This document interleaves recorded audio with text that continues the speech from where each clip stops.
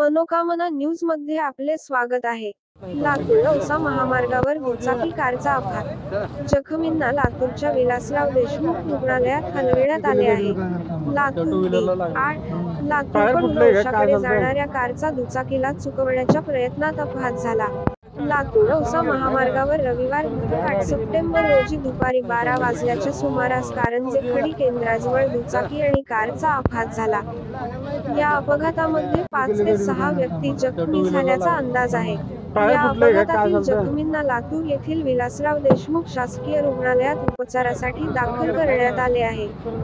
लातूरहून औसा मार्गावर जाणाऱ्या खडी केंद्राजवळ एका अज्ञात दुचाकीला चुकवण्याच्या प्रयत्नात भरधाव कारचा अपघात झाला आहे. या अपघातातील कार एवढी भरधाव होती की लातूरहून औसाकडे जाणारी कार दुभाजकावरून दुसऱ्या मार्गावरील रस्ता ओलांडून कारंजे खडी केंद्राच्या खदानीच्या काठाला जाऊन थांबली. जर ही कार आणखी थोडे पुढे गेली असती तर या खदानीत असलेल्या पाण्यामध्ये जाऊन पडली असती आणि मोठा अपघात झाला असता. या अपघातामध्ये दुचाकीवरील आणि कारमधील 5 ते 6 व्यक्ती जखमी झाल्याचे कळते. औसा लातूर या मार्गावर सातत्याने अपघात होत आहेत. याबाबत वेळोवेळी सार्वजनिक बांधकाम विभागाकडे गतिरोधक निर्माण करण्याची मागणी होत आहे.